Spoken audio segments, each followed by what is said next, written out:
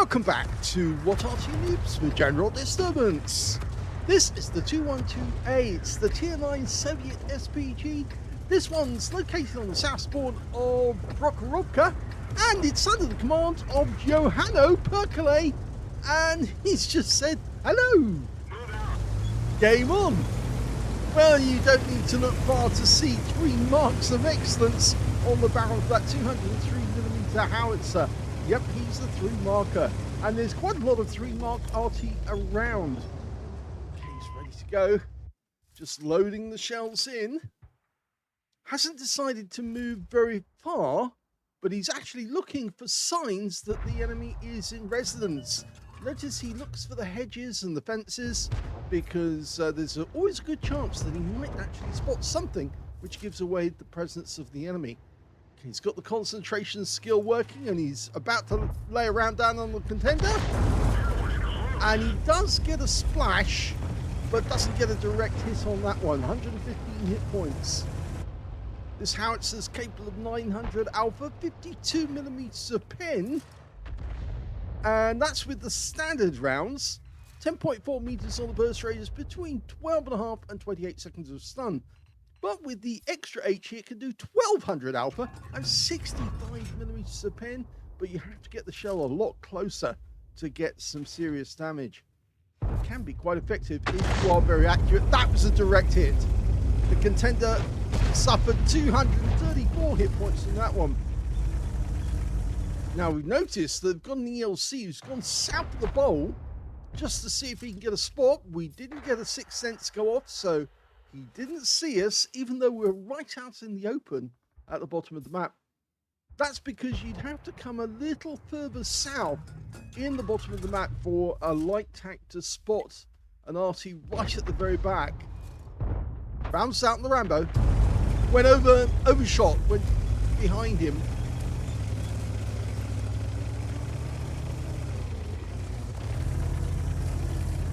He seems to be just moving backwards and forwards at the bottom of the map, which of course prevents him getting wiped out by counter battery, because he's not in the same spot as he was when he did the last shoot. Or fired the last shot, I should say. Get my English correct. Okay. Sharp View 2-4 rounds out, and well, he did get a splash, but the big worry is that EPR. Oh! And it frightened him enough to actually go over the wreck by accident. I don't think he meant to do that. That was pure accident, but he realized that once he committed, he had to move. Luckily, the EBR has driven away, because he actually got hit several times by our tanks up on the hill. And if he had stayed there to do some spotting, he probably would have been wiped out. The EBR is still in that area. He's in the lake down below, and that shot hits the T-30. But you notice Johanno actually does move back in the direction, and he's got the communications expert working, so he picked up enough assistance off that one to get another 2.5% skill on his crew. That EBR is still there.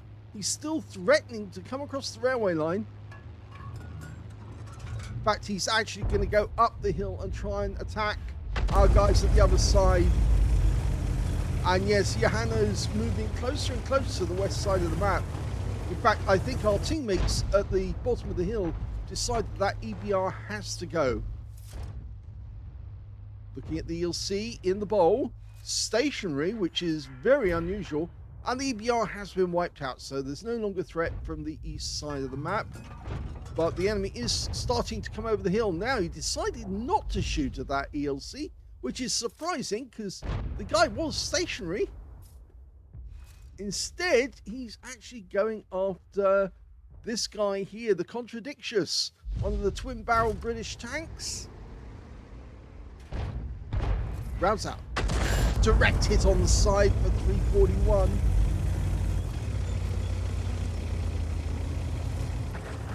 Something you can also see is that our ELC M90 has actually moved forward enough that he's actually behind enemy lines now. Yes, the enemy tanks seem to have just missed out on the fact that he is there, and he's not doing anything to give away his position. But, oh, he fired where he thought the contentious would go, and he didn't.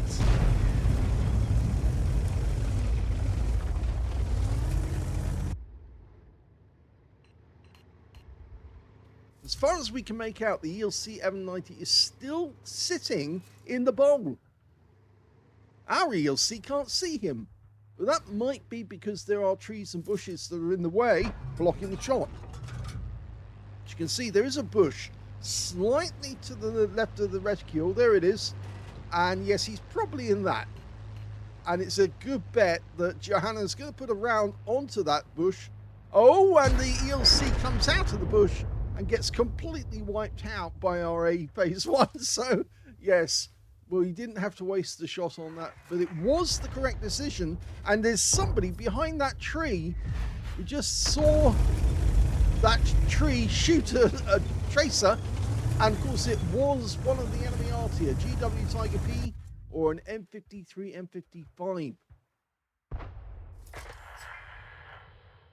Okay, that Scorpion G's relocating, but he was still giving away his position whilst he was relocating.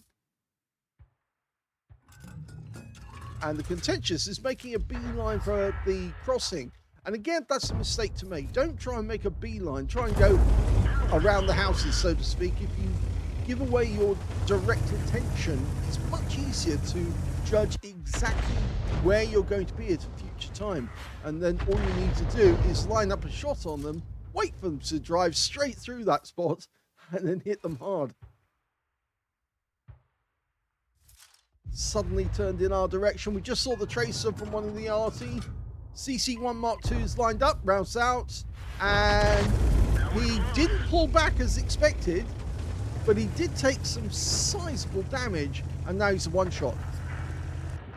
The enemy just lost their M53, M55.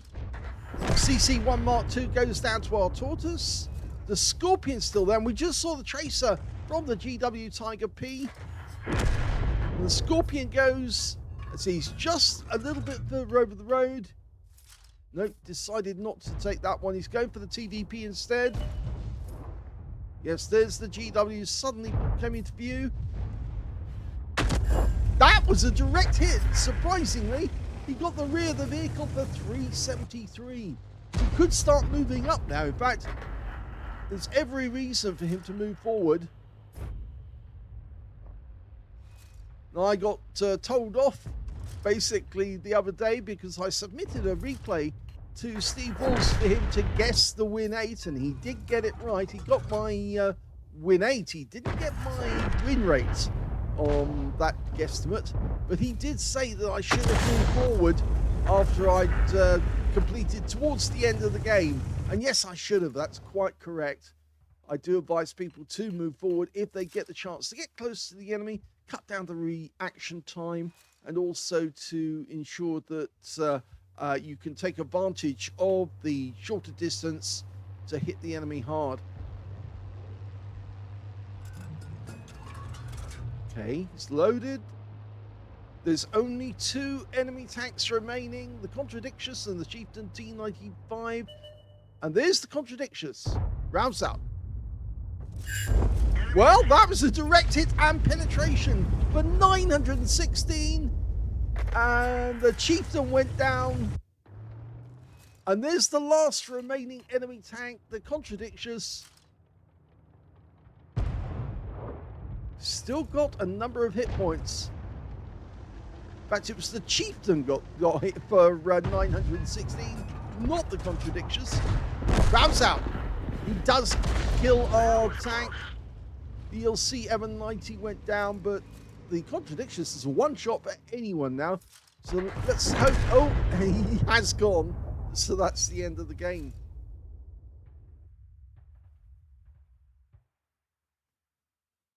Here's the end of battle stats, and that was an ace tanker game for johanonperkele in the 212A. He managed to get a bruiser medal for getting at least 5 critical hits. In fact, he got 11 in that game.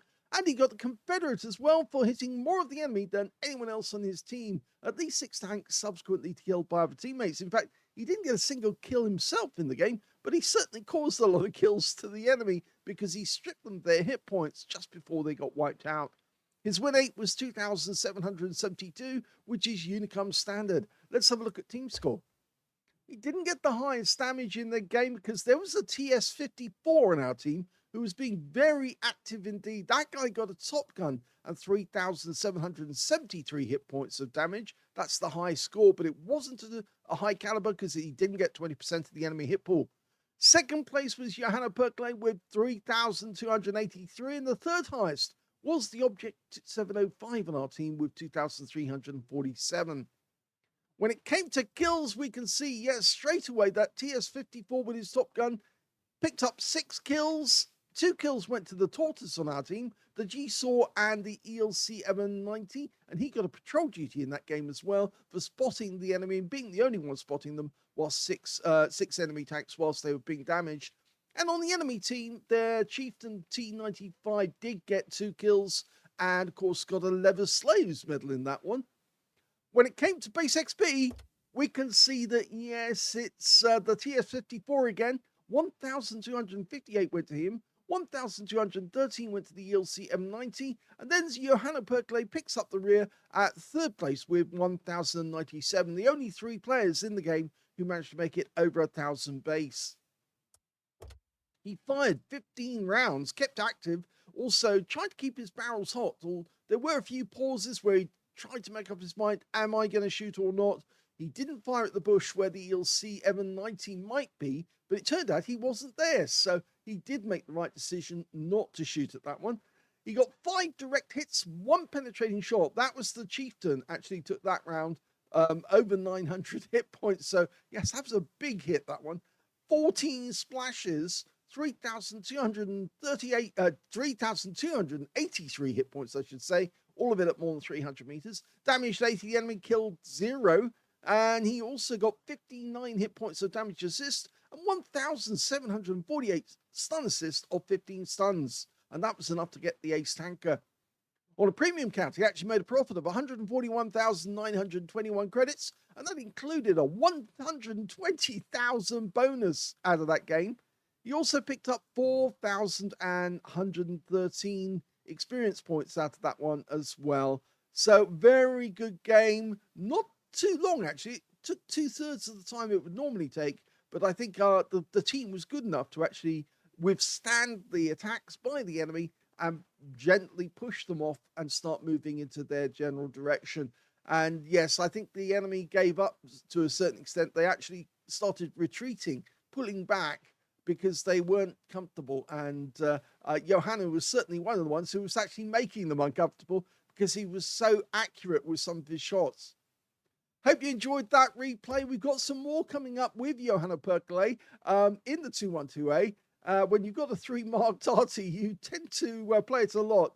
And yes, Johanna has been playing it. So do stick around and you'll probably be seeing some interesting games coming up. If you enjoyed this replay, please give it a like, do subscribe to our channel, and thank you for watching.